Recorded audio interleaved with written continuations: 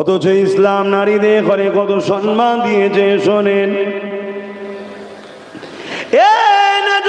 তরুণেরা, আজ আমাদেরকে জানতে হবে, আমরাও তো ইসলাম সম্বন্ধে জানলাম না, ইসলাম সম্বন্ধে বুঝলাম না। দুটো জিনিস আছে, একটা হক্কুল্লাহ, একটা হক্কুন্নাস। নামাজ হলো আল্লাহর হক, রোজা হলো আল্লাহর হক, হজ হলো আল্লাহর হক, এটা হলো হক্কুল্লাহ। এখানে যদিও ভুল ভ্রান্তি হয়ে যায়, আল্লাহ পাক বলেছে, বান্দারে আমার কাছে তওবা কর, ইস্তেগফার কর, ক্ষমা চা, আমি আল্লাহ তোদেরকে ক্ষমা করে দেব। কিন্তু হক্কুন্নাস, বান্দার হক, কোনো মানুষের ঘর ভেঙে দিলে, কোনো মানুষের জমি দখল করে নিলে, কোনো মানুষের সঙ্গে মিথ্যা কেস দিলে, কোনো মানুষকে নোংরা কথায় গালি দিলে, কোনো মানুষের উপরে আঘাত দিলে, কোনো মানুষ সেই কাজের কাজী নয়, তার নামে সেই বদনামটা করে দিলে, এই যে হক্কুন্নাস তুমি মেরেছো, যতক্ষণ পর্যন্ত না ওই বান্দাটা মাফ করে দেবে, আল্লাহ পাক মাফ করবেন না। মনে রেখে দেবেন, জেনে রেখে দেবে। এ যুবকেরা, তরুণেরা, ঈসা আলাইহিস সালাম চলে যাবার এমন করে 500 বছর প্লাস হয়ে গেল, এই জমিনের উপরে কোনো নবী রাসূল আসেনি। এই না আসার দরুন মক্কা সহ পৃথিবীর জমিনটা কেমন হয়ে গিয়েছিল। নিজেরা নিজেদের হাতে করে 360টা নকল খোদা তৈরি করেছিল এবং নিজেদের রাজাদের ঘরে সিজদা করত, নিজেদের রাজাদের ঘরে প্রভু বলে মানত, নিজেদের রাজাদের ঘরে খোদা বলে মানত। তখন পৃথিবীর সুপার পাওয়ার ছিল রোম। এই রোম কত অসভ্য ছিল। এই রোমের গ্যালারিতে যুবকরা বাইরা বসে বসে থাকতো, আর গরিবের ছেলেদের ঘরে ছেড়ে দেওয়া হতো, বাঘ ছেড়ে দেওয়া হতো, তার সঙ্গে কুস্তি লড়তে হবে। গরিবের ছেলেরা পারতো না, ওই বাঘের দাবাতে গরিবের ছেলে মারা যেত, আর গ্যালারিতে বসে বসে তারা আনন্দ করত। এই ছিল পৃথিবীর অসভ্যতা। পৃথিবীর জমিনে নারী সন্তান জন্ম হলে তাকে জ্যান্ত পুঁতে দেওয়া হতো। পৃথিবীর জমিনে নারীকে ভোগের পাত্রী বানিয়ে দিয়েছিল। পৃথিবীতে নারীদের কোনো মর্যাদা ছিল না। পৃথিবীর জমিন থেকে বিবাহ প্রথা উঠে গিয়েছিল। শুনছেন তো? আজকে যারা ইসলামের উপরে কলম চালাচ্ছে, একটু শুনতে তো হবে নাকি? হ্যাঁ, ইসলাম নারীদের মর্যাদা কত দিয়েছে দেখো। আর চ্যালেঞ্জ করছি, ইসলামের মোকাবেলায় একটা আসো দেখি নারীকে এই মর্যাদা দিতে পেরেছো। শুনছেন না শোনেন না? একটা আসো দেখি এই মোকাবেলায় যে নারীকে এই মর্যাদা কেউ দিতে পেরেছে। তা জেন্ত জেন্ত কন্যা হলে পুঁতে দিত। মক্কায় একটা মেলা হতো, নাম তার ওকাজ। ওই ওকাজের মেলায় পুরো পৃথিবীর ধনী লোকেরা আসতো। বাজারে পৃথিবী থেকে বড় বড় ব্যবসায়ী আসতো নারীদের ঘরে বিক্রি করার জন্য। ব্যবসায়ী গরিবের বেটিদেরকে বন্দি করে নিয়ে আসতো, তাদেরকে এই বাজারে নিলামে তোলা হতো। ধনী লোকরা কিনে নিয়ে যেত, ওই নারীগুলোকে ভোগ করত। ওই নারীর গর্ভে যদি কন্যা সন্তান হতো, ওই নারী ও কন্যা উভয়কে পুঁতে দিত, মেরে দিত। এটা কি সভ্যতা না অসভ্যতা? এগুলো যারা করতো তারা কেউ এক আল্লাহ মাননেওয়ালা ছিল না। শুনছেন তো নাকি? তারা হয় নিজের রাজার উপাসনা করত, নাই রাজার ভাষ্যকর মূর্তি তৈরি করে তার উপাসনা করত, আর না হয় 360টা নকল খোদা তৈরি করে তার উপাসনা করত। কেউ এক রবের উপাসনাকারী এ পাপ করেন। ইতিহাস তার সাক্ষী দিচ্ছে। এই পৃথিবীর অসভ্যতা, বর্বরতা, জিহালাত, অন্যায়, অত্যাচার, জুলুমকে খতম করার জন্যই সর্বকালের সর্বশ্রেষ্ঠ মহামানব, দোনো জাহানের সুলতান আমিন আল্লাহ আব্দুল্লাহ দুলাল হযরত নবী মুহাম্মদ সাল্লাল্লাহু আলাইহি ওয়াসাল্লামকে মহান আল্লাহ জমিনে পাঠিয়েছিলেন। জোরে বলুন সুবহানাল্লাহ। তিনি এসেছেন অন্যায়কে বন্ধ করতে, তিনি এসেছেন নারীদেরকে বাঁচাতে, তিনি এসেছেন জাস্টিস ইনসাফ প্রতিষ্ঠিত করতে, তিনি এসেছেন বান্দাদের ঘরে স্রষ্টার সঙ্গে সম্পর্ক জুড়তে। জোরে বলুন সুবহানাল্লাহ। আল্লাহ নবী এসে জমিনে বড় হলেন, আল্লাহ নবী আস্তে আস্তে বড় হবার পর মক্কা জমিনে দাঁড়িয়ে আল্লাহ নবী সর্বপ্রথম এলান করে দিলে লা ইলাহা ইল্লাল্লাহ আনা মুহাম্মাদুর রাসূলুল্লাহ। এরপরে নবী পাক সর্বপ্রথম যে কাজটা শুরু করেছিলেন ওই কাজটা হলো এ এলাকা মানুষেরা, এ বিশ্বের মানুষেরা, তোমরা নারীগুলোকে জ্যান্ত জ্যান্ত কেন পুঁতে দিচ্ছ? তারা বলতে লেগেছে নারী হলো অশুভ, নারীদের বাঁচার কোনো অধিকার নাই। আল্লাহ নবী তাদেরকে বলেছিল এটা তোমাদের কুসংস্কার, এটা তোমাদের ভুল ধারণা। নারী কি কখনো কুসংস্কার, নারীকে কখনো অশুভ মনে করো না। নারীর কি দোষ আছে? যিনি মায়ের পেটে পুত্র সন্তান দেয় সেই সুরসটাই তো কন্যা সন্তান মায়ের পেটে দেয়। এই নারীগুলোকে মেরো না গো। মহান স্রষ্টা পুত্র সন্তানের জন্য দেয়, কন্যা সন্তানের জন্য দেয়, যাতে করে দিয়ে দুজনের মাধ্যম দিয়ে দুনিয়ার জমিনে মানুষ জাতির বিকাশ ঘটবে। এ যুবকেরা, কিন্তু আমি রাসূলুল্লাহ জানিয়ে দিই, কারো ঘরে যদি প্রথম কন্যা সন্তান হয় এর মানে ওই বাবাকে ওই আব্বাকে কন্যা সন্তান দিয়ে মহান স্রষ্টা জান্নাতের সুসংবাদ দিয়ে দেয়। আরো জোরে বলুন সুবহান। আচ্ছা, আমরা কন্যা সন্তান না পুরুষ? কি বলবেন তো? আমরা কন্যা না পুরুষ? পুরুষ হয়ে এসছি, তাই তো? কিন্তু কন্যা সন্তানের প্রশংসা শুনে আমরা সুবহানাল্লাহ বলছি কেন? আমার রাসূল আমাদেরকে এই আদর্শ শিখিয়েছে যে কন্যাটাই তোমার মা হয়। কন্যা অর্থাৎ নারী তোমার মা হয়, নারী তোমার বোন হয়, নারী তোমার বেটি হয়। অতএব নারী মায়ের জাত। আল জান্নাতু তাহতা আকদামুল উম্মাহাত। প্রত্যেকটা পুরুষ তার জান্নাত তার মায়ের পায়ের তলাতে। জোরে বলুন সুবহানাল্লাহ। ইসলাম একমাত্র মাযহাব ধর্ম যে নারীকে পুঁতে দেওয়া হচ্ছিল তাদেরকে তুলে কোথায় সম্মান দিল? আল্লাহ শ্রেষ্ঠ শান্তি নিরামতের জায়গা জান্নাত, ওই জান্নাত মায়ের পায়ের তলাতে দিয়েছে ইসলাম। জোরে বলুন সুবহানাল্লাহ। আজকে সেই ইসলামের উপরে মিথ্যাভাবে প্রচার করা হচ্ছে না হয়নি? খদ্দের রাখতে পারছে না দোকানে, খদ্দের দোকানে রাখতে পারছে না, তাই মিথ্যাভাবে প্রচার করছে ইসলাম দিয়ে। আর একটুখানি আগিয়ে চলেন। আল্লাহ নবী জানিয়ে দিলেন কোন বাপকে যদি আব্বাকে আল্লাহ পাক পর পর 3টে কন্যা সন্তান দেয়। কটা কন্যা সন্তান? এখন তো আবার একটার বেশি নয় বলছে। কি যারা ফতোয়াবাজি করছে তারা হয় 7 নম্বরে নয় 8 নম্বরে, তারা বলছে আবার একটার বেশি নাই। এটা যদি আগে থেকে আইন হতো তোর মতো শয়তান দুনিয়ায় আর আসতই না। আচ্ছা ধরুন 2টো যদি বলে, অনেকে আবার বলছে 2টো, ধরেন না 2টো, একটা প্রথম সিঙ্গেল হয়েছে তারপরে একসাথে জমজ হয়ে গেছে, এবার কি হবে? একটাকে মেরে দেবেন? তো বানাননে যাকে তাকে মারবেন কেন? এদের পাগলামি, এরা মানুষকে রুজি রুটি কারবার কিছু দিতে পারছে না, কি করবে? শুধু পাগলামি করছে। হিটলার বলেছিল মানুষকে এত জ্বালাও, এত পেরেশানে রাখো, মানুষ যেন মনে করে আমি বেঁচে আছি, এটাই ঠিক আছে।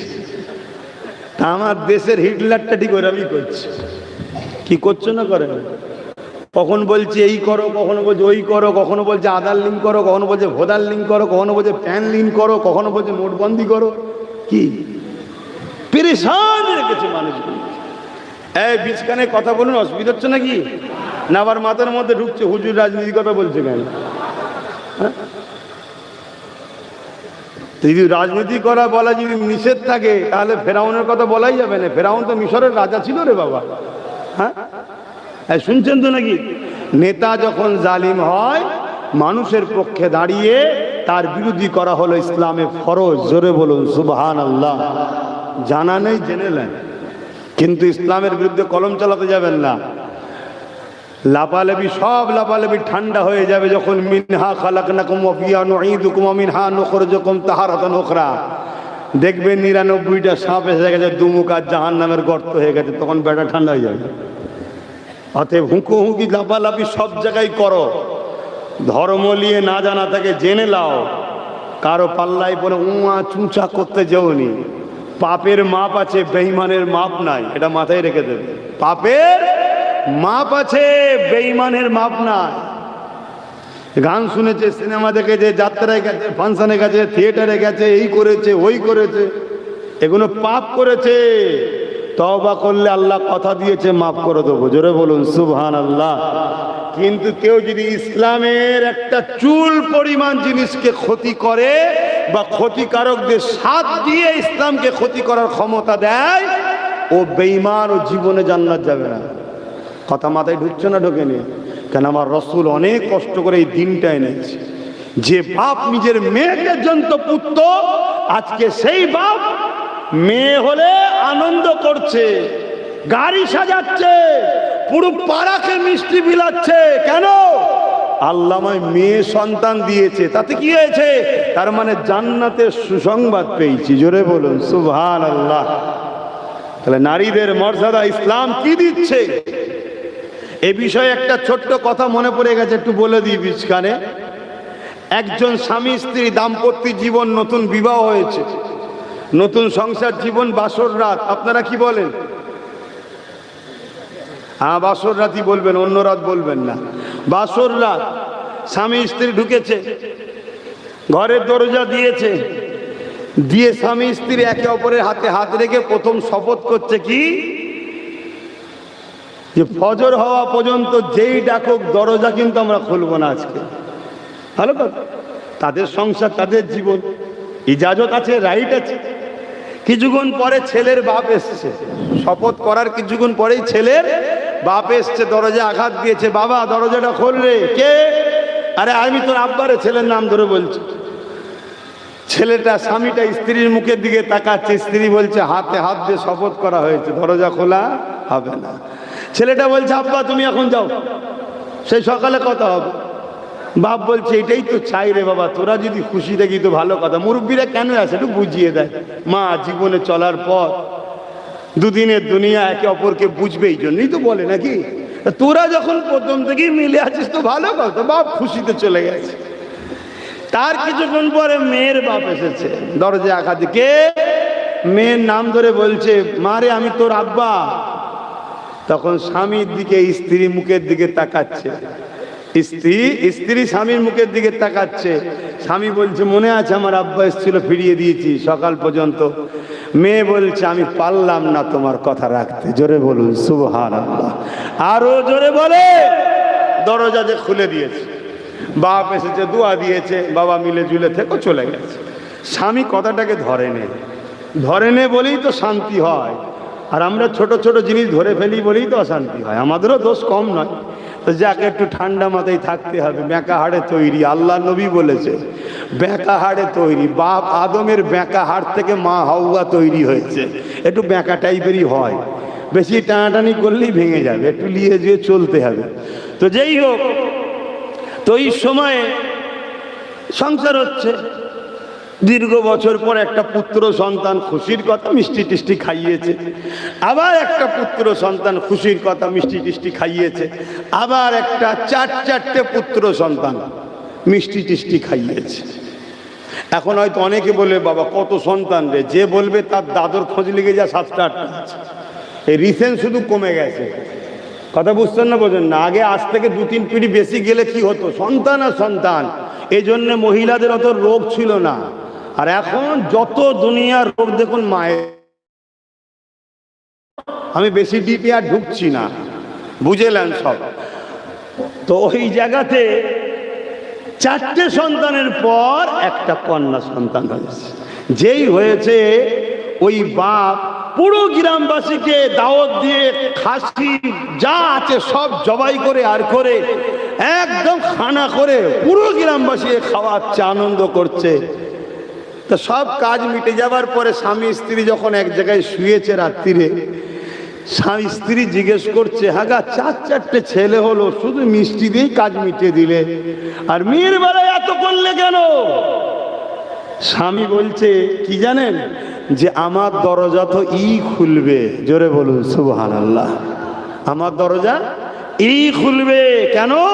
তোমার আমার যখন বিয়ে হয়েছিল আমি আমার বাপের দরজা খুলিনি, তুমি কিন্তু তোমার বাপের দরজা খুলেছিলে, তারপর এই 4 বেটা আমার দরজা খুলবে না, এটাই খুলবে। নারী কত নিয়ামতের জিনিস, ঠিক তো নাকি? এটা সত্য কথা, মেনে নিতে হবে। আর আমাদেরই তো মায়ের জাত, আমিও তো কোন এক মায়ের পেটেই এসেছি, তার পায়ের তলাই তো আমার জান্নাত। আমি সে পীরজাদা হই, পীর সাহেব হই, মুফতি মাওলানা যাই হই, আমার মায়ের পায়ের তলাই তো আমার জান্নাত।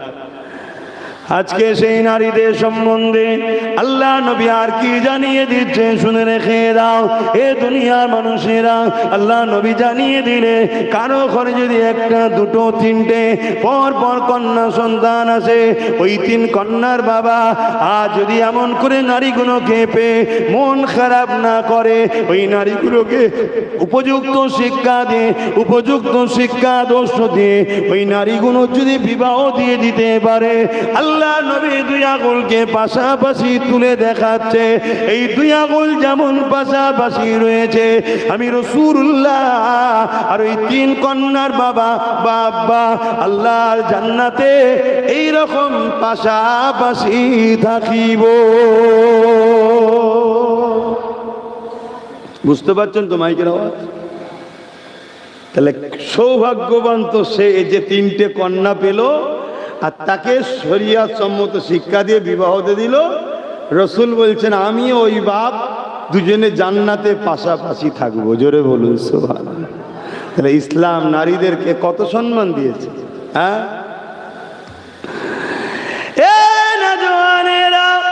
এক একটা নারী এক একটা জান্নাত, কিন্তু দুঃখের বিষয় আর নারী সমাজ অবহেলিত হচ্ছে, আর নারী সমাজ পদদলিত হচ্ছে, আর নারী সমাজ বিউজ্জতি হচ্ছে।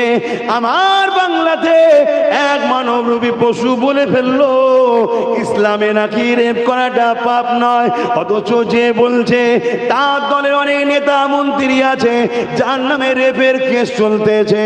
এ যুবকেরা, তরুণেরা, বাপেরা, অথচ 1400 বছর আগে থেকে মদিনার নববী শরীফে আল্লাহ নবী রাষ্ট্র কায়েম করে দিয়েছে। ওই মদিনার জমিনেতে 1450-1500 বছর কম বেশি ধরে ওখানে নারী রেপ তো দূরের কথা, একটা নারীকে আজকে তারিখ পর্যন্ত কোনো দিনের জন্যই প্রিজিং করা হয়নি। কেননা মদিনার জমিনে আমার নবী পাকের আদর্শ চলে। আর পেপার খোলো, বলো, আর আজকে পেপার খোলো, উত্তরপ্রদেশে দেখো, মণিপুরে দেখো, আসামে দেখো, যেখানে যেখানে বিজেপি রয়েছে রেপ যেন আম হয়ে গেছে। ভুল বলছি নাকি? এই কথাটা খারাপ লাগছে কেন? এই অর্জুন সিং বিজেপির লোক তো, এ বললো না কিছুদিন আগে, তো শুনতে হবে তো পারে। কি শুনতে হবে না? না শোনে পারে, ঘাটাস না। যদি মনে করিস পাওয়ার আমাদের হাতে, মিলিটারি ফোর্স আমাদের হাতে, আরে রাখ তোর পাওয়ারের কথা। ইমানদার কখনো কারো পাওয়ারকে তাওয়াক্কা করে না।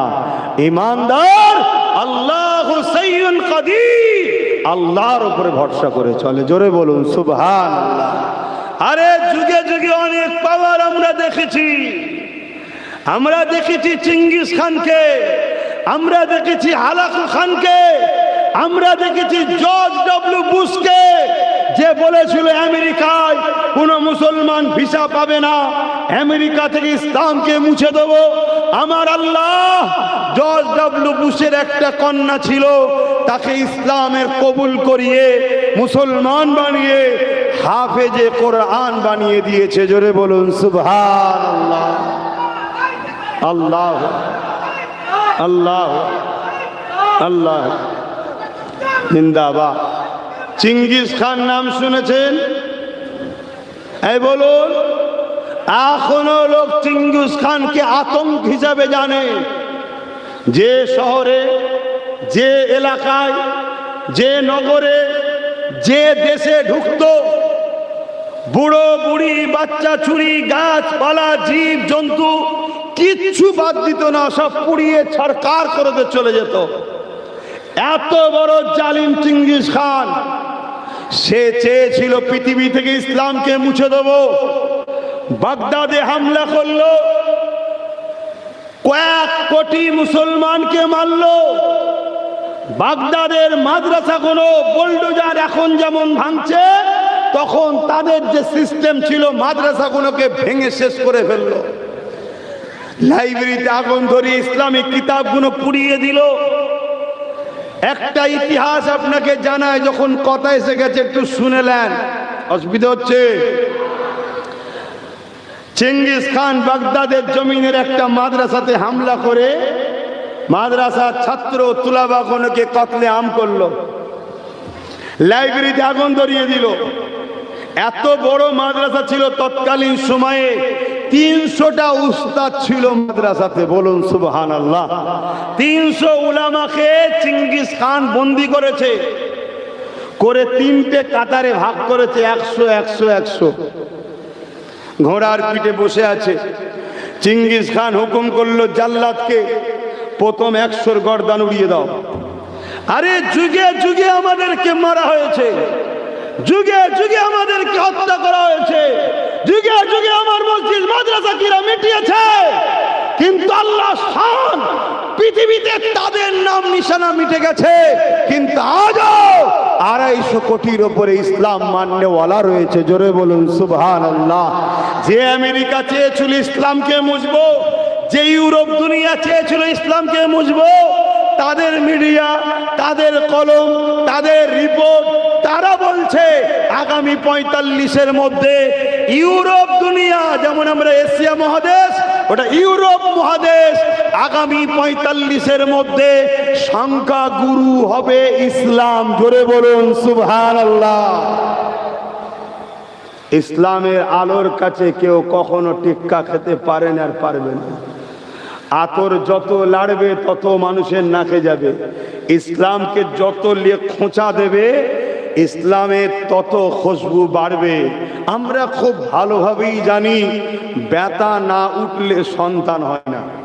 ব্যথা না উঠলে, কথা বলছে না তো? তাহলে যত ব্যথা বাড়বে, হয়তো কষ্ট হচ্ছে কিন্তু এটা খুশির খবর আসছে, ঠিক তো নাকি? তা যত ইসলামের উপরে ব্যথা ওঠে, যত মুসলিম পিটা হয়, যত জুলুম হয়, এর মানে একটা খুশির খবর আসছে। সেই খুশির খবর কি? নতুন করে মানুষ ইসলামের দিকে আসবে। জোরে বলুন সুবহানাল্লাহ। এটা নিয়ম। যেখানে যেখানে হামলা হয়েছে সেখানে সেখানে ইসলামের দিকে মানুষের আগ্রহ বেড়েছে। কথা কিছু বুঝছেন? ভাইয়ের আমার, চেঙ্গিস খান 300 উলামাকে কাতার দিয়েছে, জাল্লাদকে হুকুম করলো। আমি ভাই সে ফজরের নামাজ পড়ে বেরিয়েছি, আমার ছিল আর এক জায়গায়, এই স্বরূপনগর না কি বলে, ওইখানে 10টায়, ওখান থেকে এখানে এসেছি। কথা বুঝেছি? আমার কষ্ট হচ্ছে, আপনাদের হচ্ছে না তো? চেঙ্গিস খান যেই হুকুম করলো, একটার পর একটা উলামা ধর থেকে কল্লা আলাদা করছে জাল্লাদ। ওই কাতারে একটা বয়স্ক বুজুর্গ উলামা ছিল, তিনি ওই প্রথম কাতার থেকে দ্বিতীয় কাতারে চলে গেছে। চেঙ্গিস খান দেখেছে কিন্তু কিছু বলেনি। চেঙ্গিস খান আগিয়ে এসে দ্বিতীয় কাতারে আবার হুকুম করলো গর্দান উড়াও। আবার দ্বিতীয় কাতারে গোলামাদের গর্দান উড়াচ্ছে, রক্তাক্ত হচ্ছে। ভাবুন কিভাবে আলেমদেরকে মেরেছে। এই দেশে ব্রিটিশরা আলেমদেরকে কত মেরেছে। দিল্লি থেকে লাহোর পর্যন্ত প্রত্যেকটা গাছে উলামাদের ঘরে, হাফেজদের ঘরে ঝুলিয়ে দিচ্ছে ব্রিটিশরা। দেশের জন্য আমরা জীবন দিয়েছি উলামারা। এসব ইতিহাস আমার যুবকরা ভুলে যাচ্ছ। তোমরা ভাবছো না খেটে ওই যা ভিক্ষা হচ্ছে ওই ভালো। এটা তোমার বাচ্চার জন্য একটা মরণ ফাঁদ তৈরি করে রেখে যাচ্ছ। খেটে বড় হও, চেটে নয়। খেটে বড় হও, চেটে নয়। চেটে বড় হলে তোমার বাচ্চার জন্য কিন্তু মরণ ফাঁদ পাচ্ছ। আর খেটে বড় হলে সেই চায়ের দোকানও যদি হয়, তোমার পরে ওই দোকানের মালিক তোমার বাচ্চা। আর চেটে বড় যদি হও, তোমার পরে তোমার বাচ্চা চান্স পেতেও পারে, নাও পেতে পারে। কথা বুঝে আসছে? আচ্ছা, মেহনত করো। তো চেঙ্গিস খান দ্বিতীয় কাতারে যখন উলামাদেরকে কতল করা হচ্ছে, ওই বয়স্ক আলেমটা আবার ওই দ্বিতীয় কাতার থেকে তৃতীয় কাতারে চলে গেছে। এবার চেঙ্গিস খান ওই বুজুর্গ আলেমের কাছে এসেছে। হায়াত যার যতক্ষণ পর্যন্ত, হায়াত যার যতক্ষণ পর্যন্ত। চেঙ্গিস খান বলতে লেগেছে, এই মুসলমান, এই উলামা, আপনি প্রথম কাতার থেকে দ্বিতীয় কাতারে চলে গেলেন, দ্বিতীয় কাতার থেকে তৃতীয় কাতারে গেলেন, আর তো কোনো কাতার নেই, এবারে কোথায় যাবেন? ইমান কাকে বলে দেখুন। ওই বুজুর্গ উলামা খুব শান্ত কণ্ঠে নির্ভয়ে আওয়াজ দিলেন, আল্লাহ আছে। জোরে বলুন সুবহানাল্লাহ, আরো জোরে বলুন। এই শিক্ষা কার থেকে পেয়েছে? আমার নবীর থেকে। কোথায়? আল্লাহ নবী একদিন এক গাছতলাতে আরাম করছিলেন। এক ইহুদি জাসুস আমার নবী পাককে খুঁজে খুঁজে তরোয়াল নিয়ে এসে আল্লাহ নবীর উপরে আঘাত করবে বলে তৈরি হয়েছে। নবী আমার জমিনে শুয়ে রয়েছে, ওই ইহুদি দুশমনটা আল্লাহ নবীর উপরে তরোয়াল তুলেছে, মারবে। ঠিক এমন সময় সে বলতে লেগেছে, মুহাম্মদ, আমার হাত থেকে তোমাকে কে বাঁচাবে বলো? আল্লাহ নবী চোখ খুলে দেখছে তরোয়াল আমার উপরে রয়েছে, আর আমি জমিনে শুয়ে রয়েছি। এই সময় আল্লাহ নবী বলেছিলেন, আল্লাহ আছে। এ যুবকেরা, ওই বেঈমান ইহুদির হাতে তরোয়ালটা পড়ে গেল। আল্লাহ নবী তরোয়ালটাকে নিয়ে নিলেন, উঠে দাঁড়িয়ে বলল, এবারে আমার হাত থেকে তোমাকে বাঁচাবে বলো? সে আমার নবীর তারিফ প্রশংসা করে বলতে লেগেছে, তুমি আমাকে বাঁচাবে? আল্লাহ নবী বললেন, না রে, বাঁচালেন যিনি আমাকে, তিনিই তো তোকে বাঁচাবে। আমি মুহাম্মদ তাকেই চিনাতে এসেছি। তিনি হলেন লিল্লাহি মা ফিস সামাওয়াতি ওয়া মা ফিল আরদ। এই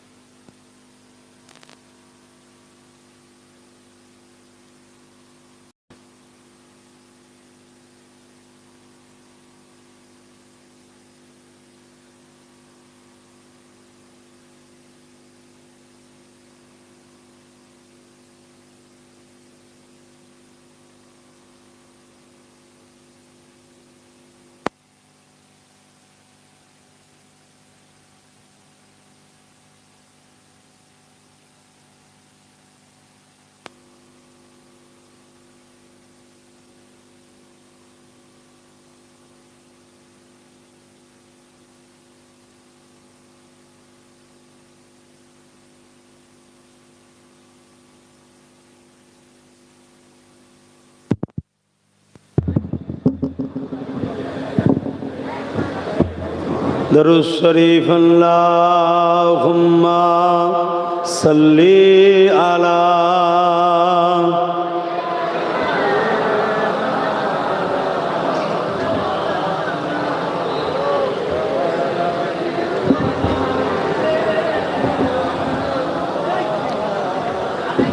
যাদের হৃদয়ে আছে আল্লাহর ভয় তারা কবু নবী ভুলে যায় না। আল্লাহর প্রেম ছাড়া এই দুনিয়ায় কারো কাছে কোনো কিছু চায় না।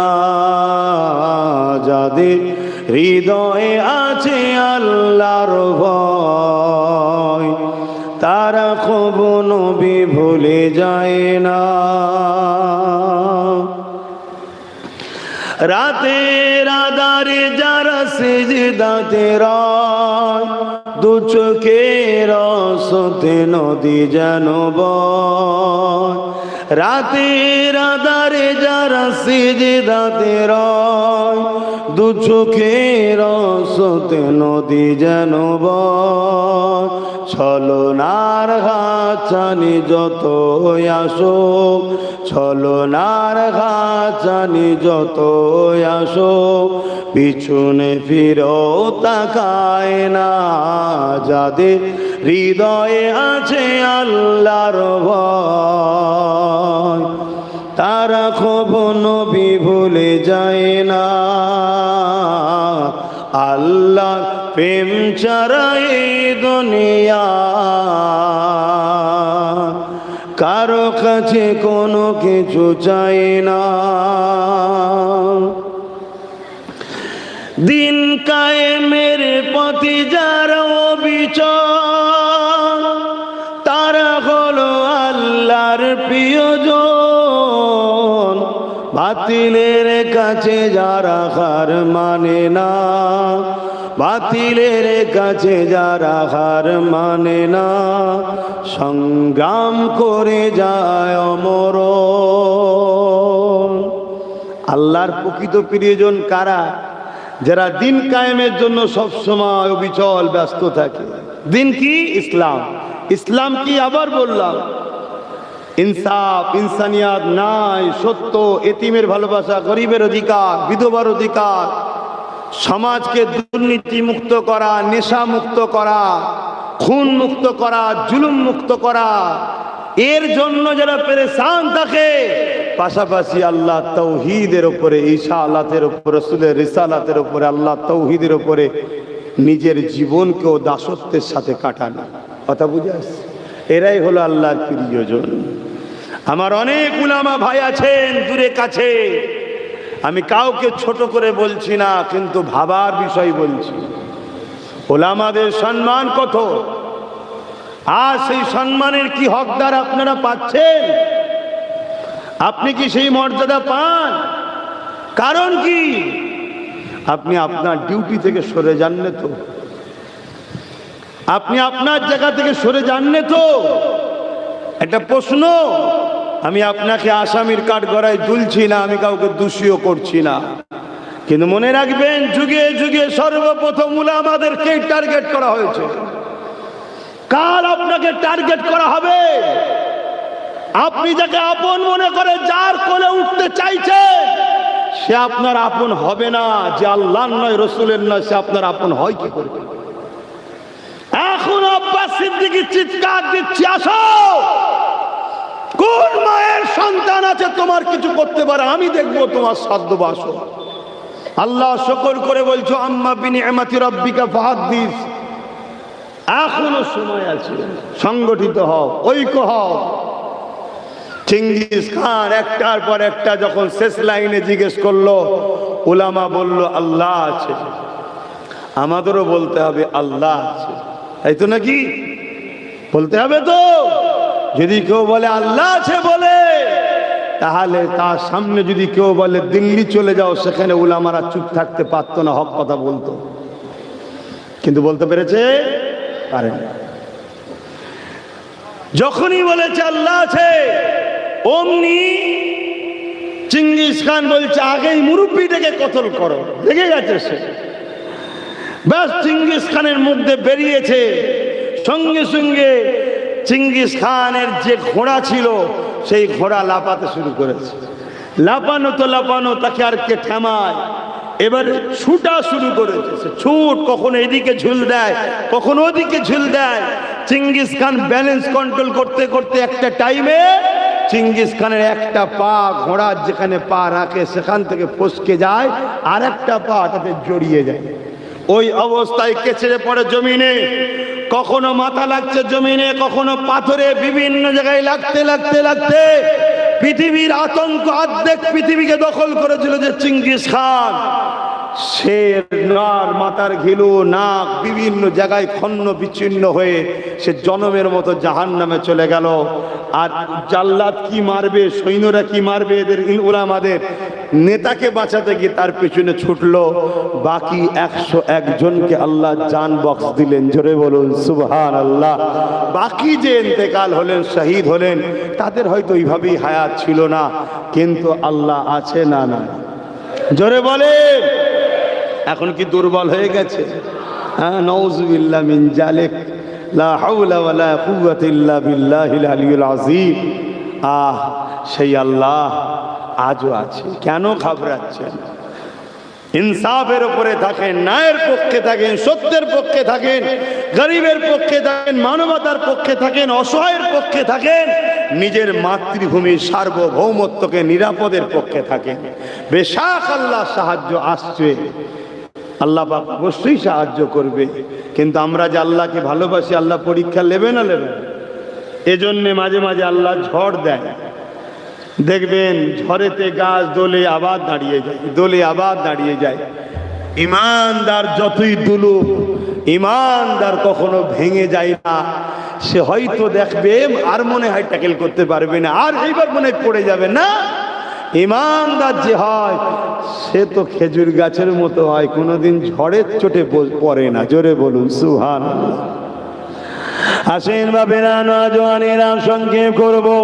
পুরো পৃথিবী জুড়ে একটাই মিশন চলছে, ইসলামকে মিটিয়ে দাও, কোরআনকে মিটিয়ে দাও, রাসূলুল্লাহর বাণীকে মিথ্যাভাবে প্রচার করো। এ যুবকেরা, তরুণেরা, কিছুদিন আগে উত্তরপ্রদেশের কানপুরেতে এক ব্যক্তি একটা ফেনাক লিখেছিল, যাতে লিখেছিল আই লাভ মুহাম্মদ সাল্লাল্লাহু আলাইহি ওয়াসাল্লাম। এই লিখাতে তাকে অ্যারেস্ট করা হয়েছে। তার পক্ষে যারা আওয়াজ তুলেছে তাদেরকে অ্যারেস্ট করেছে, মারধর করেছে। এ জালিম, অ্যারেস্ট করে করে করে করে তোরা হাঁপিয়ে যাবি। মুহাম্মাদের যারা প্রকৃত গোলাম হবে তারা জীবন দিয়াকে ধন্য মনে করে, কেননা তোরা বাঁচিস দুনিয়ার জন্যে, তোরা বাঁচিস জমি জায়গা গাড়ি বাড়ির জন্যে।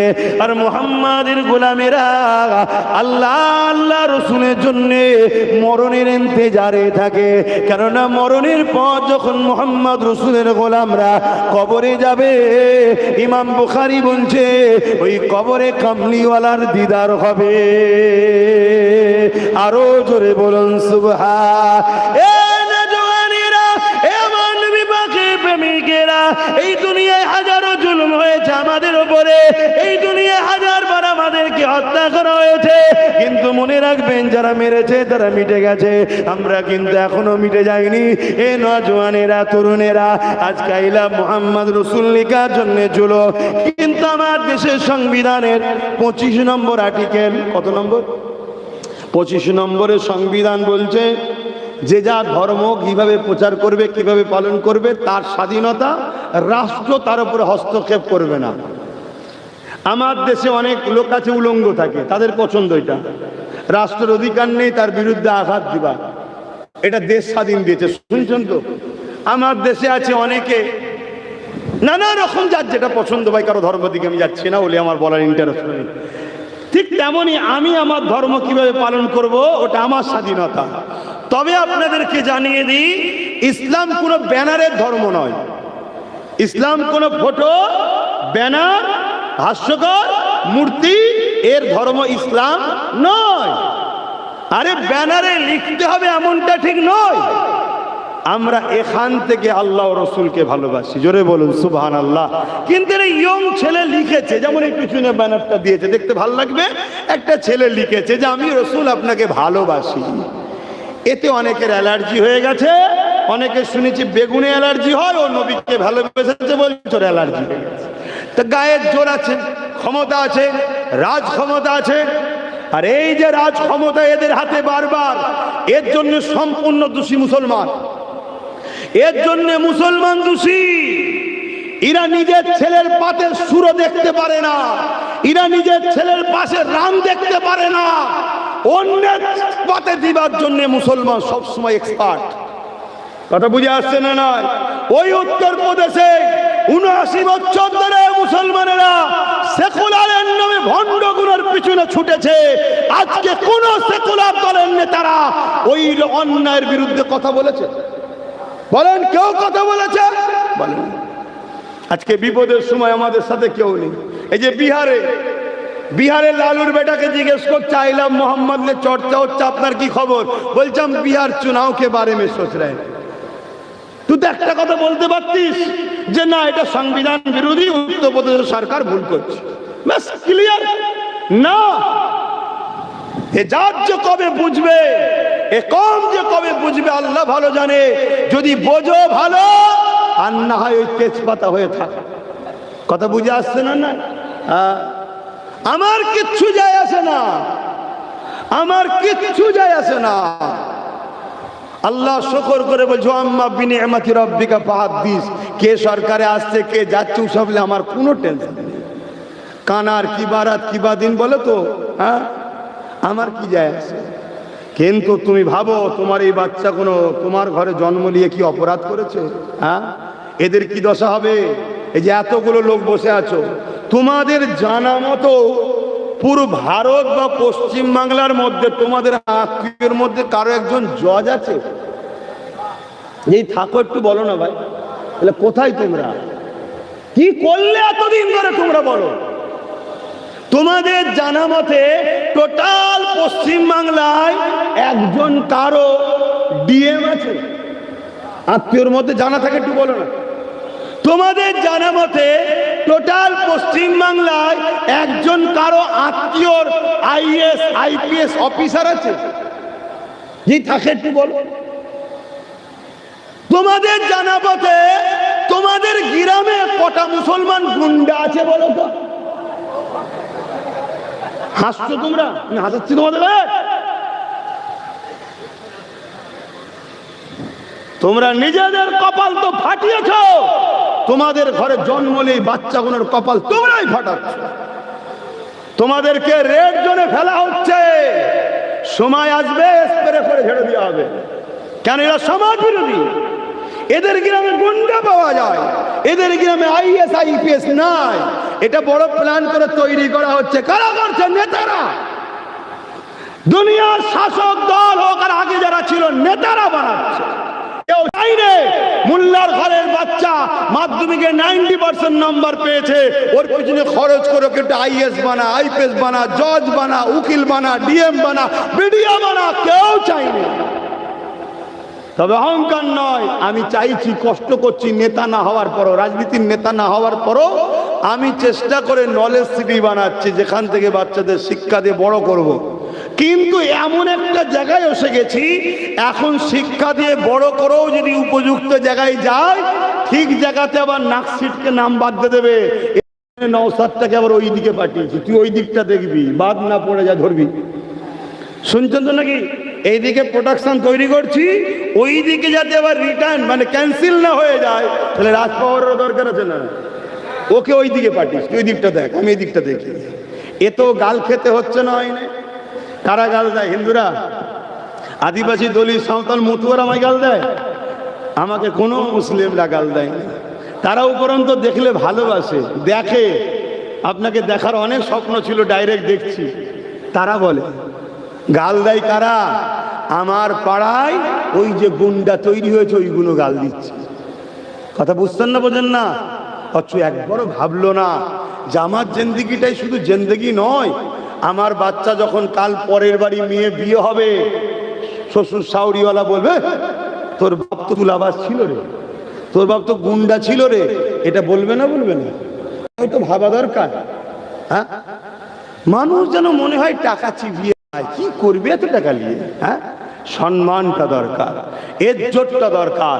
ইজ্জত সম্মান পেতে গেলে মানুষকে ভালোবাসতে হয়, মানুষকে স্নেহ করতে হয়, মানুষকে প্যার করতে হয়। সে মুসলিম হোক আর অমুসলিম হোক, সবাইকে ভালোবাসতে হবে মানুষ হিসাবে।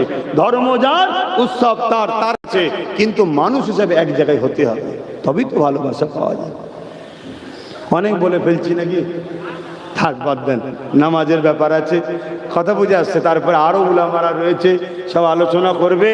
আমি একটু বলে ফেললাম, আপনাদের মনে কষ্ট হলো নাকি? এই যে কারেন্ট চলে গেল, কারেন্ট যখন চলে গেল আমি দেখলাম আমার বেশ কিছু ভাই আস্তে আস্তে উঠে চলে যাচ্ছে। এটা কি সভ্যতা? এটা কি ভদ্রতা? বলেন বলেন। ধরুন আপনি এখানে বসে আছেন আর আমি ওখানে আছি, কারেন্ট চলে গেছে, আপনি পিঠ ঘুরিয়ে চলে যাচ্ছে, আমি আপনাকে দেখি, আপনার ভালো লাগবে? তাহলে এই যে একটা অপর কি চাইছে, যে আমাদের জন্য দোয়া করতে এসেছে, যে আমাদের জন্য চিৎকার করছে, ভালোবাসো বলেই তো এসছো নাকি? তাকে পিঠ ঘুরিয়ে চলে যাচ্ছিস কেন? কারেন্ট চলে যাচ্ছে বলো। তাই গুরু তো শিখতে হবে।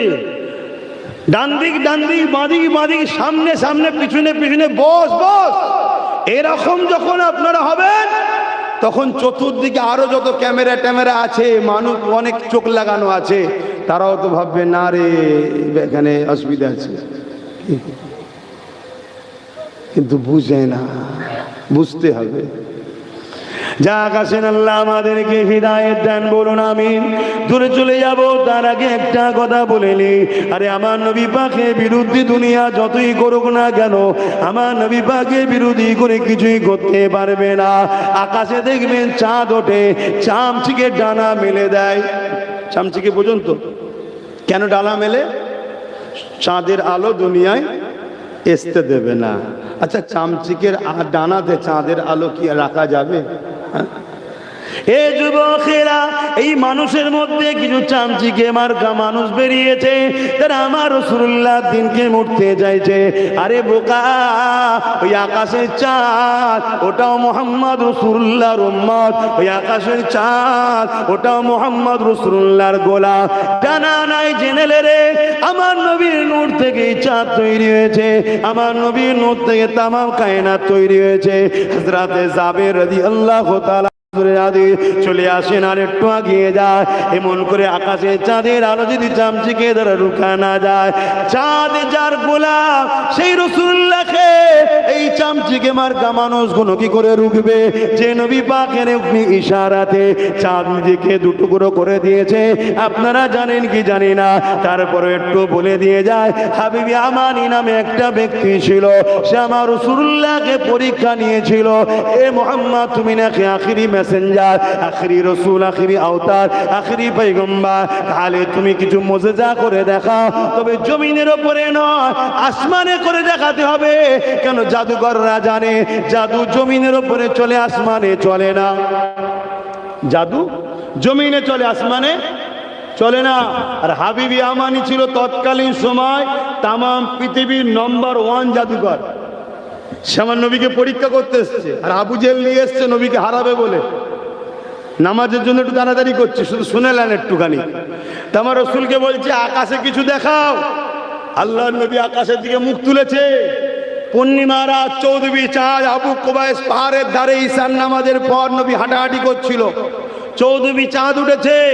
আল্লাহ নবী বলছে, হাবিবি আমানি, এই চাঁদ থেকে 2 টুকরো করে দেবো।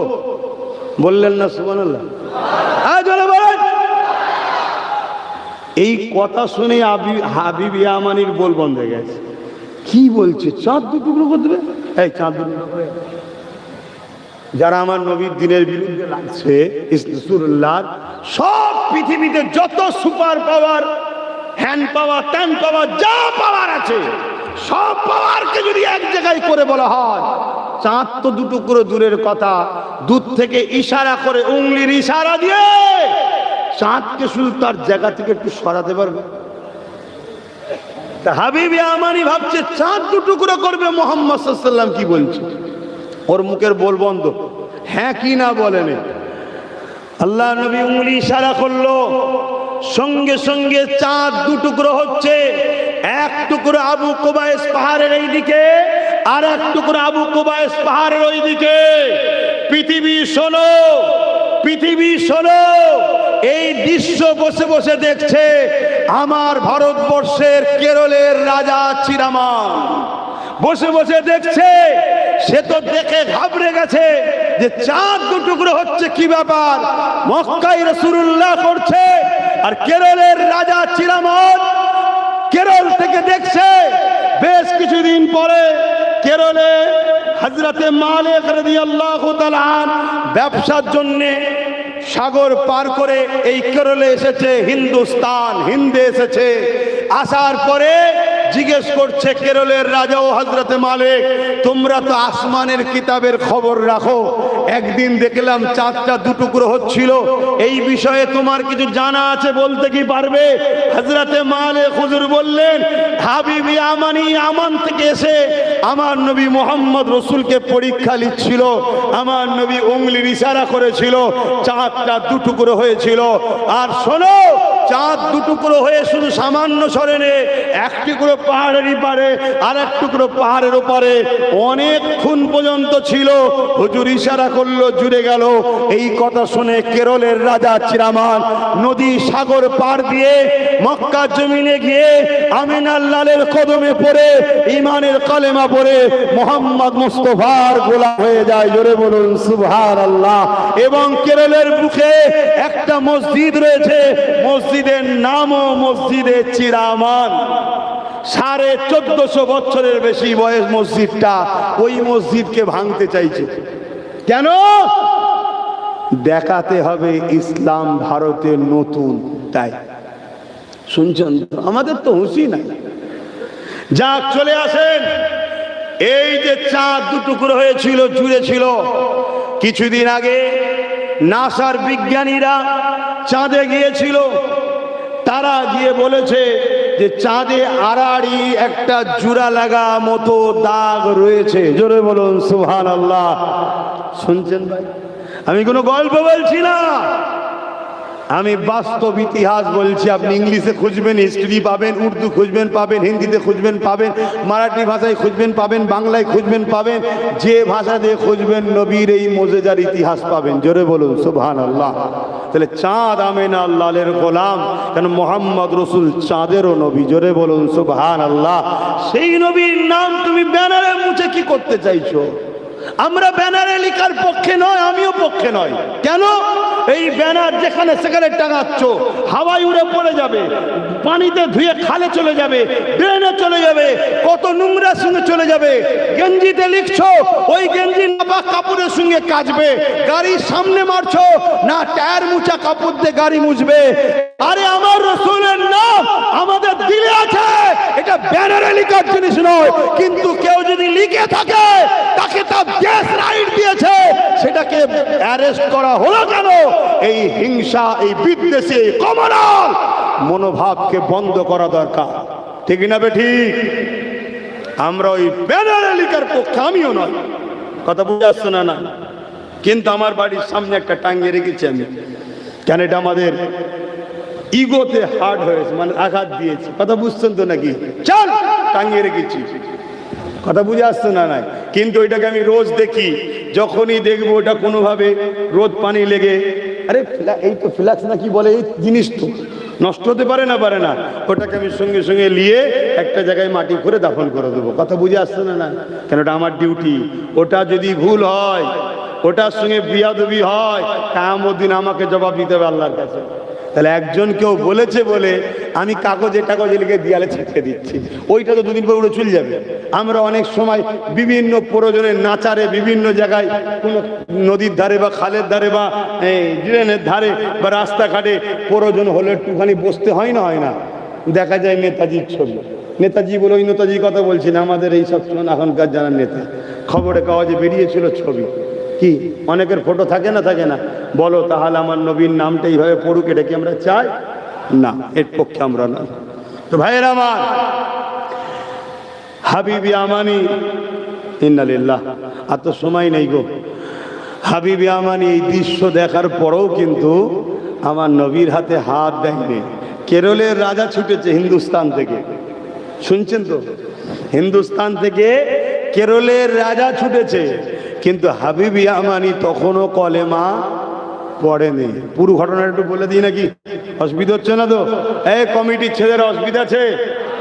বাবেরা, নজওয়ানেরা, তরুণেরা, এই দৃশ্যখানা দেখার পরে হাবিবে আমানি, সে তো পৃথিবী বিখ্যাত জাদুকর ছিল, সে বুঝতে পেরে গেছে মুহাম্মদ রসুল কোনো জাদুকর নয়, মুহাম্মদ রসুল স্রষ্টার পক্ষ থেকে এসেছে, মুহাম্মদ রসুল অবশ্যই স্রষ্টার পক্ষ থেকে নবী রসুল এসেছে। তাই সে উটের উপরে সওয়ার হয়ে ঘরের দিকে চলে যেতে লেগেছে। আবু জেল বলতে লাগলো, হাবিবে আমানি রে, আমি তোমাকে খাওয়ালাম, পড়ালাম, তোমাকে নিয়ে আসলাম মুহাম্মদ রসুলের মোকাবেলায় তার বিরুদ্ধে জাদু করে তাকে হারাবে, কিন্তু তুমি চলে যাচ্ছ কেন? হাবিবে আমানি বলতে লেগেছে, হে আবু জেহেল, মুহাম্মদ রসুলকে তুমি চিনতে পারোনি, অবশ্যই তিনি আল্লাহ রসুল, কিন্তু কলেমা পড়েনি। চলে গেল ইয়ামিনে। ইয়ামিনে যাবার সময় আল্লাহ নবীর সাথে আরো একটা কথা বলেছিল। ওই কথাটা হলো কি, আল্লাহ নবীকে বলেছিল, হে আব্দুল্লাহর বেটা মুহাম্মদ সাল্লাল্লাহু আলাইহি ওয়াসাল্লাম, আমার বুকের ভেতরে একটা কষ্ট আছে, একটা জিনিস আমার বুকের মধ্যে বড় কষ্ট দিচ্ছে, ওই জিনিসটা কি তুমি বলতে পারবে? আল্লাহ নবী বলেছিলেন, হ্যাঁ বলতে পারবো। শুনছেন? তাহলে অন্তরের মধ্যে, বুকের মধ্যে একটা কষ্টদায়ক কথা বা ব্যথা জড়িয়ে আছে, ওটা কি তুমি বলতে পারবে? আল্লাহ নবী বলতে পেরেছে না পারেন? জোরে বলেন। আর আজকে যদি আমাদের ঘরে কোনো মোল্লা মৌলী সাহেব শিখায় যে নবী অন্তরের খবর জানে না, এটা কি দুঃখজনক নয়? কথা বল, এটা কি দুঃখজনক নয়? আপনি কি বলছেন? আপনি নবীর পক্ষে বলছেন, অথচ নবী অন্তরের খবর জানে না বলছেন? হ্যাঁ, নবী অন্তরের খবর জানে। জোরে বলুন সুবহানাল্লাহ। আল্লাহ অন্তরের খবর জানে, নবী অন্তরের খবর জানে। দুই জানা কিন্তু এক নয়। এক বললে তো শিরক হয়ে যাবে। আল্লাহ জানে, আল্লাহ খোদ মালিক, আল্লাহকে কেউ জানায়নি। নবী জানে, নবীকে আল্লাহ জানিয়েছেন। জোরে বলুন সুবহানাল্লাহ। কিন্তু আমরা জানি না, এই তো নাকি? তাহলে আমাদের সাথে নবীর পার্থক্য। আল্লাহ নবী বলল, হাবিবে আমানি রে, সে পায়ে হাঁটতে পারে না, হাবিবে আমানি, এই কথাটা তোমাকে কুড়ে কুড়ে খায়। তুমি চাও তোমার বাচ্চাটা সুস্থ হয়ে যাক, ভালো হয়ে যাক, এটাই তোমার মনে বড় তামান্না। এই কথাটা যখন বলেছে, হাবিবে আমানির চোখে পানি বেরিয়ে গেছে। কেন? হাবিবে আমানি মুহাম্মদ যা বলছে সত্য কথা বলছে। এই ঘোড়ার পিঠে, উটের পিঠে চেপে রওনা দিয়েছে। তার বাড়ির দরজার গোড়ায় গিয়ে হাবিবে আমানি যখন ডাক দিয়েছে, দরজাখানা খুলে যায়, দরজা খুলে দিতে লেগেছে।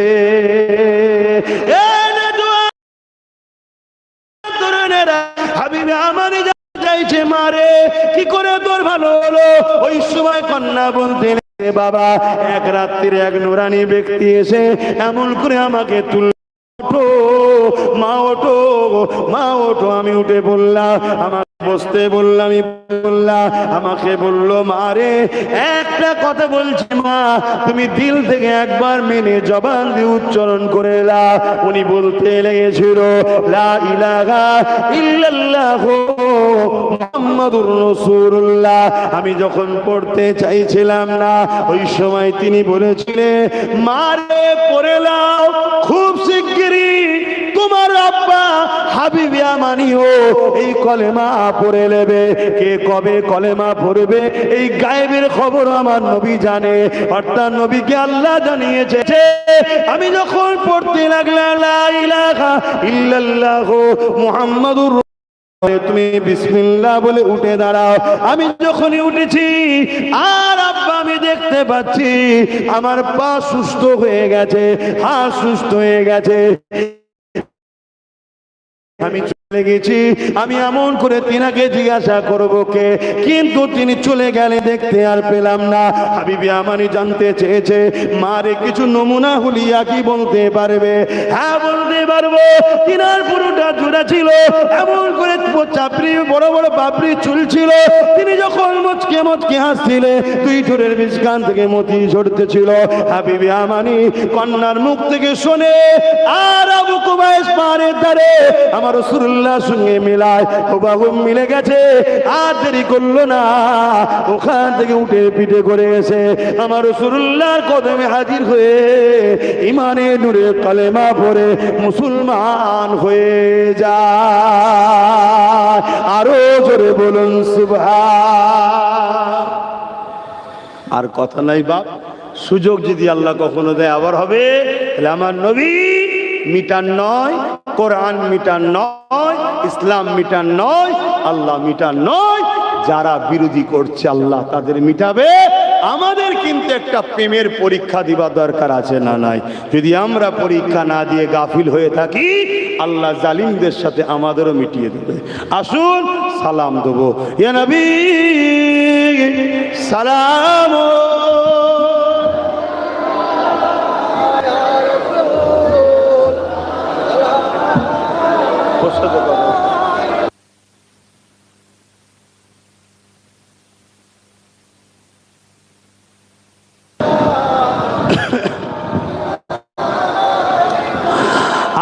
आप सुल्ताने ए मदीना महबूबे वहियो सकीना नूर से और सीना मुस्क से बेहतर पसीना। या नबी सलाम, या रसूल या हबीब सलाम।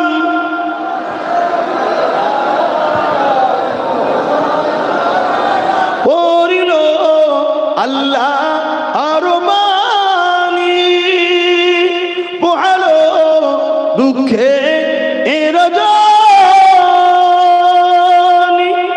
হইল জগৎ অনুরানী। আমিনা নয়নের মনি। ইয়া নবী সালাম, ইয়া রাসূল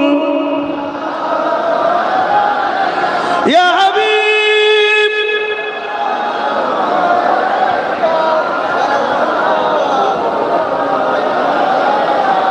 একটু ছোট করে দোয়া করব, সকলে বসুন গায়ে গায়ে, জলদি করে বসুন। একটা ছোট্ট কথা বলছি, একটা ছোট্ট কথা বলছি। আমরা মাদ্রাসা মসজিদ প্রখ্যাত নাকি?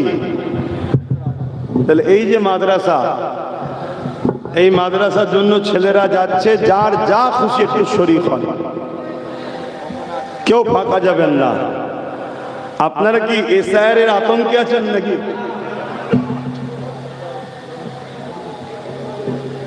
আজানটা হয়ে যাক বলছি, ছেলেরা যাচ্ছে, যার যা খুশি একটু দাও।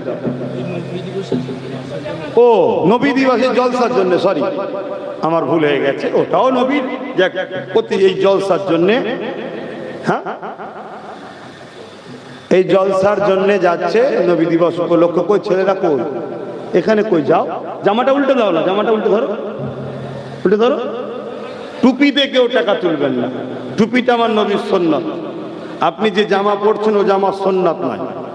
কথা বুঝে আসছে?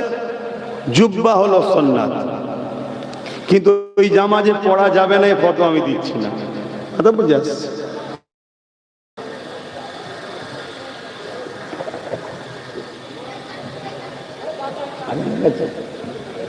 আজান হয়ে গেছে, একটু এই দিকেই খেয়াল করা যাবে। দিচ্ছেন তো? দেবেন না আপনারা? পকেট থেকে বার করেন, হ্যাঁ বার করে রেডি করে রাখেন। যাবে টুকটুক করে দেবেন। ধর্ম নিজের পয়সাই করো, ধর্ম নিজের পয়সাই করো। শোনেন, আপনারা কি এসআইআর আতঙ্কে আছেন নাকি? আমি একটা কথা বলবো, এটুকু মনে রাখবেন, বাংলাদেশ থেকে কেউ এদেশে আসেনি, এদেশ থেকে ওই দেশে মুসলমানরাই গেছে। কথা মাথায় ঢুকছে? কিন্তু একটা সমস্যা জটিল হয়ে আছে। সেই সমস্যাটা হচ্ছে এটা আমাদের গাফলতি। কি সমস্যা? গাফলতি। 2002-এ যাদের বাপ দাদুর নাম আছে বা নানা নানি দাদা দাদির নাম আছে তাদের তো টেনশন নেই, তাই তো? এই ঘোষণাটা অনেকদিন হয়েছে। আপনারা কি 2002-এর রিপোর্টটা তুলেছেন? কথা বলেন হ্যাঁ কি না? যারা তুলেছেন তাদেরকে আমি ধন্যবাদ জানাই। কেন আমার ডাউট একটা জায়গায়, 2002-এ কাগজ তো আমাদের কাছে নাই, কাগজ তো সরকার কম্পিউটারে। যদি দেরি করা হয় আমার ভয় হচ্ছে ওখান থেকে বাদ না দেয়। শুনছেন তো নাকি? তাড়াতাড়ি তুলে নিয়েছেন যখন, আর টেনশন নেই। এতটুকু জেনে রাখবেন, মুসলমান ও দেশ থেকে দেশে আসেন, এ দেশ থেকে ওই দেশে গেছে। কথা কিছু বুঝে আসছে না? নাই, কিন্তু ভয় অনেক দেখানো হবে। ভয় দেখে ঘাবড়ে গিয়ে ভুল পদক্ষেপ নেবেন না। ভয় দেখে ঘাবড়ে গিয়ে ভুল পদক্ষেপ নেবেন না। আপনার দ্বারা আমার ভয় হচ্ছে একটা চক্রান্ত চলছে, এই বাংলায় একটা অশান্তি হয়ে যেতে পারে, একটা চক্রান্ত। কেন অশান্তিটা হচ্ছে? অশান্তি একটা করানো হবে, এজন্যে করানো হবে। অশান্তি হলেই রাষ্ট্রপতি শাসন হবে, আর রাষ্ট্রপতি শাসন হলেই দিল্লির মতো কেউ কাউকে ছেড়ে দিয়ে পালিয়ে যাবে। বোঝার হয় বুঝে নেন। কথা কিছু মাথায় ঢুকছে তো নাকি? তাই ঠান্ডা মাথায় কাজ করবেন। আমি আপনাকে অনুরোধ করব, একটা পলিসি শিখাবো। দুটো ফর্ম দেবে। কটা ফর্ম? দুটো ফর্মই ফিল আপ করতে হবে। একটা স্টাম্প দিয়ে নিজের কাছে রাখবেন, একটা নিয়ে যাবেন। যতক্ষণ না স্টাম্প দিয়ে আপনাকে একটা দিচ্ছে, দ্বিতীয়টা যে নেবে তার হাতে দেবেন না। আর এটা নেবে হচ্ছে বিএলআরও যে অফিসার আসবে সে নেবে। কোন দাদা দিদির নেতার হাতে যেন দিয়ে ফেলবেন না, দয়া করে। কথা কিছু মাথায় ঢুকছে তো নাকি? আপনারা আমার বাপ সমতুল্য, ভাই সমতুল্য, মা বোন হন, বাঁচাবার স্বার্থে। বিএলআরও যে অফিসার আসবে বলবেন স্টাম্প দিন, সই করুন, রিসিপ্টটা দেন, এটা নেন, চল যান। এইটাকে যত্ন করে রেখে দেবেন।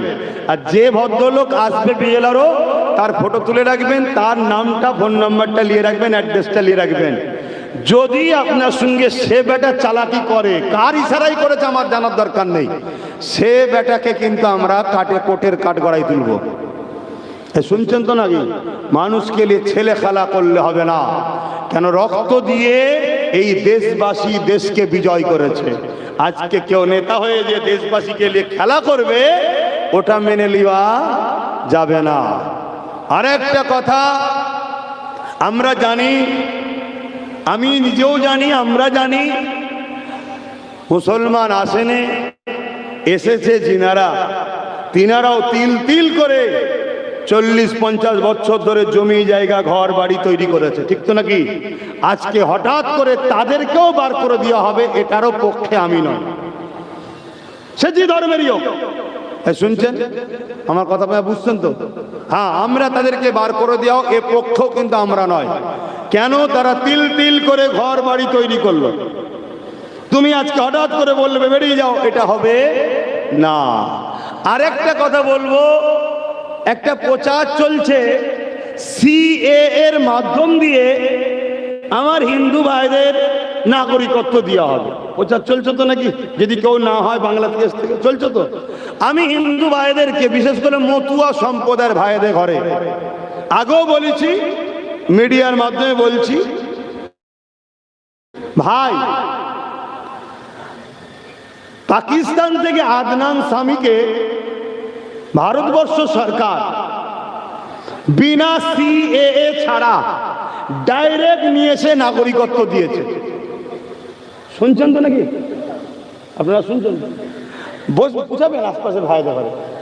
পাকিস্তানের বাসী মুসলমান, তাকে ভারত সরকার বিনা সিএ ফর্ম ফিল আপ ছাড়া ডাইরেক্ট নাগরিকত্ব দিয়েছে। তাহলে মতুয়া ভাইদের জন্য সিএ ফর্ম ফিল আপ করতে হবে কেন? তুমি যদি একটা পাকিস্তানের আফগান স্বামীকে ডাইরেক্ট নাগরিকত্ব দিতে পারো, আমাদেরও দাবি মতুয়া ভাইদের ঘরে নাগরিকত্ব দিতে হবে। কথা বুঝছেন না, বোঝেন না? এই সিএ হলো একটা ফাঁদ, পাতা ফাঁদ। মাছ ধরার সময় ফাঁদ দেওয়া হয় না, ফাঁদ। এর চেয়ে বেশি আমি এই দিক কিছু বলবো না। কিন্তু আপনারা ঘাবড়াচ্ছেন, আপনারা মুসলমান ঘাবড়ে গেছেন নাকি? শেষ কথা বলে যাচ্ছি, ওই ফর্মটা যে দেবে জেরক্স করবেন, জেরক্সে প্রথম ফিল আপ করবেন। ভুলবেন হতে পারে তো, কাটাকুটি অরিজিনালে করে ফেললে হবে না, ফেসে যাবে। দেখে দেখে এতে তুলে ফ্রেশ করে এক কপি স্টাম্প মেরে সই করিয়ে নিজের কাছে রাখবেন। সেটাও জেরক্স করে দুই এক জায়গায় ছড়িয়ে রাখবেন, মোবাইলে ফটো তুলে রাখবেন, হারিয়ে না যায়। আর এক কপি বলবেন যান নিয়ে যান, যে আসবে তার অফিসারের নাম, ফোন নাম্বার, অ্যাড্রেস, একটা ফটো তুলে রাখবেন। কোনো সুবিধা অসুবিধা যদি আপনাকে ঝুলাতে চায় তাহলে তার বিরুদ্ধে আইনত মামলা করব, কথা দিয়ে যাচ্ছে। একজন ধর্মগুরু হিসাবে আপনি আমার কমের মানুষ, আপনার সাথে আছি আমি। পাশাপাশি অনেক আগে থেকেই একটু হাওয়া বুঝেছিলাম, তো চেষ্টা করে আর করে একটাই ভাই আছে আমার, পেয়েছি, আল্লাহ মিলিয়েছে, ও একাই পুরো বাংলাকে চেলে ফেলছে ইনশাল্লাহ। তো ও তোমাদের পাশে দাঁড়াবে, কিন্তু ও সমস্ত ধর্মের মানুষের পাশে দাঁড়াবে, ঠিক না বেঠিক? কেন ও নেতা সবার পাশে দাঁড়াবে, ঠিক না বেঠিক? কিন্তু আমি কি দাঁড়াবো না? আমিও দাঁড়াবো, কিন্তু একজন ধর্মগুরু হিসাবে আমার কওমের মানুষকে বলবো, ঘাবড়াবেন না, টেনশন করবেন না, জেগে থাকুন, ব্রেন খাটান, ঠান্ডা মস্তিষ্কে বুদ্ধির সাথে কাজ নেবেন। মনে রাখবেন, এরকম ভয় দেখিয়ে দেখিয়ে দেখিয়ে দেখিয়ে এর আগে অনেক কিছু হয়েছে। হয়তো কেউ কালকে দরদি হয়ে মাসিহা হয়ে রাস্তায় নামতে পারে, নেবে বলবে আমি আছি, তোমাদের বাঁচিয়ে দেবো।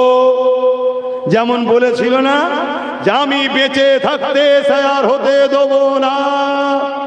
এখন কি মরে গেছে নাকি? এরকম টোপ হয়তো দিতে পারে, দিয়ে রাস্তায় নেবিয়ে একটা অশান্তি হয়ে গেলেই অমনি বলবে রাষ্ট্রপতি শাসন করো। আর রাষ্ট্রপতি শাসন হলে বুঝতে পারছেন তো, সব যেখানেই দেবেন টেক যাবে আর এক জায়গায়।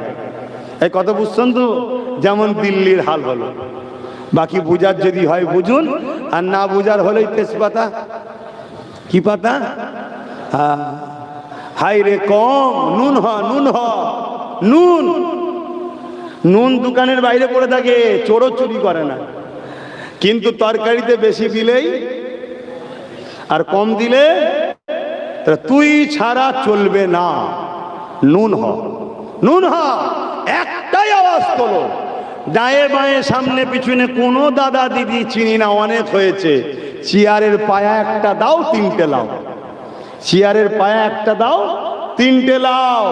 বসো তুমি, আমি বসতে যাব না, কিন্তু আমার একটা পায়া আছে, মনে রেখো। যদি ওখানে বসে আমার বিরুদ্ধে ফন্দি করো, পা খুলে নেবো, চেয়ার পড়ে যাবে, অর্থাৎ সরকার পড়ে যাবে। কথা কিছু মাথায় ঢুকছে? যদি ভালো চাও আব্বাস সিদ্দিকীর কথা, ভাইয়ের মতো ভাইকে, ভাইয়ের মতো বোনকে, সন্তানের মতো বাপ মাকে বুঝাচ্ছি, পরিবর্তন হও, বোঝো বোঝো। তাই খুব ভয়ানক দিন আসছে, কেউ নেই, ও অনেক কিছু করতে পারে বাপ, নিজের পায়ে নিজেকে দাঁড়াতে হবে। যাক, আর কথা নয়, এখন দোয়া একটু করবো, তারপরে নামাজ হবে। আবার রাত্রিরে মনে হয় মাহফিল আছে, রাত্রিরে মাহফিল আছে, অতএব আপনারা আবার হাজির হবেন।